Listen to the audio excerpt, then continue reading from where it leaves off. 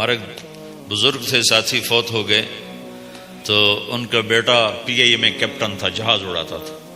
تو انہوں نے کہا بیٹا نماز پڑھ لیا کر. کہا ابا فرصت نہیں ملتی، بہت کام ہوتے. کہا اچھا چلو نماز کے وقت ایک آدمی کو دعوت دے دیا کر، 5 نمازیں ہیں، 5 دفعہ دعوت دے دیا کر. وہ کہنے لگا میں دعوت دوں؟ خود تو میں پڑھتا نہیں، دوسرے کو کیسے دعوت دوں؟ کہا بیٹا ایک تو میری مان لے، نماز کا انکار کیا ہے تو یہ تو مان لے کہ چلو کسی کو کہہ دیا کر کہ بھائی نماز پڑھا کرو. کہا چلو یہ تو آسان ہے، میں کہہ دوں گا. تو اس نے اپنے ابا کی بات مان لی، ہر نماز پہ 1-2 کو کہہ دیتا بھائی نماز پڑھا کرو. اس کے والد فوج میں جرنیل تھے، یہ کیپٹن تھا، دونوں کی ملاقات نہیں ہوئی. 6 مہینے بعد باپ بیٹا کی ملاقات ہوئی تو دیکھا تو کپتان صاحب کی داڑھی بھی اور ماتھے پہ محراب بھی. انہوں نے کہا بیٹا یہ کیا ہوا؟ کہا آپ نے مجھے پھنسا دیا. وہ جب میں لوگوں کو کہتا رہا تو میرے اپنے اوپر اثر ہونا شروع ہو گیا کہ میں اپنے آپ کو ملامت کرنے لگا کہ اوروں کو تو کہہ رہا ہے، خود تو پڑھتا نہیں. کہا اس نے مجھے کھڑا کیا اور میں نماز پہ آیا. پھر ایک دن شیو کرنے لگا، شیشے میں کھڑا دیکھ رہا تھا تو میں نے کہا جب اللہ کو سجدہ کر رہا ہوں تو چہرے پہ نبی کی سنت بھی ہونی چاہیے. تو میں نے سیفٹی بھی پھینک دی، میں داڑھی بھی رکھ لی. تو تبلیغ کا کام کرتے رہنا، ہم فرشتے نہیں بن سکتے. ایک دفعہ ایک آدمی نے میرے اوپر بڑی چڑھائی کی، تم تبلیغ والے منافق ہو، کہتے کچھ ہو کرتے کچھ ہو، تمہارے قول اور فعل میں بہت فرق ہے، بہت.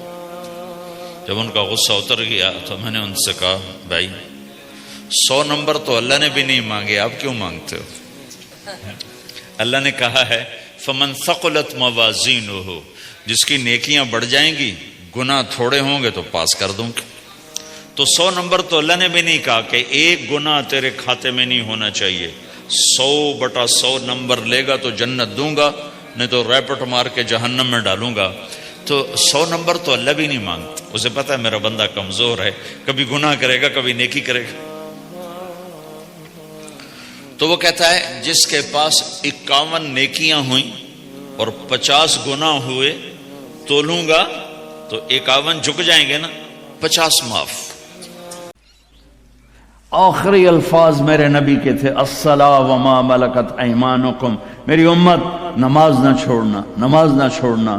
ان 1400 سال میں اگر نماز چھوڑنے کی گنجائش نظر آتی ہے تو صرف کربلا کے میدان میں میرے نبی کے نواسے کے لیے گنجائش نظر آتی ہے کہ ظلم انتہا پہ ہے، مظلوم انتہا پہ ہے. زمین آسمان نے ایسا منظر کبھی دیکھا نہیں، نہ دیکھیں گے، نہ ایسے قربان ہونے والے دیکھے نہ دیکھیں گے. اور سورج ڈھلا اور یہ جنت کے وارث نہیں ہیں، جنت کے سردار ہیں، جنت ہی نہیں ہیں، جنت کے سردار ہیں. میرے نبی نے فرمایا میرے بچے حسن اور حسین جنت کے نوجوانوں کے سردار. ہمیں تو پتہ ہی نہیں ہے، تم گرمی میں بیٹھے ہو، میں بھی یہاں کھڑا ہو کے میرا سر درد کا مستقل مریض ہوں. اپنے آپ کو چونکہ مجھے 2 دن سے پھر اٹیک شروع ہو گیا تو میں اس وقت کوئی آسانی سے نہیں بول رہا ہوں، زور لگا کے بول رہا ہوں. لیکن پتہ کوئی نہیں قبول ہے کہ نہیں ہے، امید ہے کہ اللہ قبول کرے گا. اور یہاں ماں کا دودھ بھی نہیں چھوٹا اور اعلان ہو رہا ہے حسن اور حسین جنت کے نوجوانوں کے سردار ہیں. تو آپ اگر نماز چھوڑ بھی دیتے تو کیا ہوتا؟ نہیں، امت کو پیغام سنانا ہے، بتانا ہے، دکھانا ہے کہ مرتے ہوئے بھی نماز نہیں چھوڑی جا سکتی. آپ نے اپنے لشکر کے ایک نوجوان کو بلایا، زہیر بن القین، وہ آ گیا ہے. کہ یہ شمر سے کہو 5 منٹ تو میں اپنی طرف کہہ رہے ہیں، تھوڑی دیر رک جائے، مجھے نماز پڑھنے دے، پھر جو چاہے مرضی کر. اس حال میں نماز نہیں چھوڑ. آپ بڑے مصروف ہیں، ایک چھوٹا سا مصلی اپنے ساتھ رکھو. آپ کو پاس ٹائم کوئی نہیں، فرض پڑھ لو، صرف فرض پڑھ لو تاکہ آپ کی حاضری لگ جائے. صرف فرض. میں یہ نہیں کہہ رہا ہوں سنتیں چھوڑ دو، میں کہہ رہا ہوں کہ اپنے آپ کو عادی بنانے کے لیے آپ کو مشکل ہو رہی ہے تو صرف فرض پڑھ لو تاکہ کم از کم حاضری لگ جائے. خوف کی نماز نہیں، عشق کی نماز پڑھو جو حسین نے پڑھ کے دکھائی. جب انہوں نے کہا ہم تلوار نہیں روکیں گے، تو آپ نے کہا آدھے آدھے ہو جاؤ، آدھے نماز پڑھو، آدھے ان سے لڑائی کرو۔ پھر ان کو واپس بلا کے کہا تم نماز پڑھو، ہم لڑائی کرتے ہیں۔ عصر کی نماز سے پہلے گردنیں کٹ کر اور نیزوں پہ چڑھ گئی تھی۔ تو میں آپ سب سے گزارش کرتا ہوں، اللہ کی نماز پڑھو، اللہ کے محبت میں نماز پڑھو، اللہ کے شوق میں پڑھو، کسی کے ڈر سے نہیں، کسی کے خوف سے نہیں۔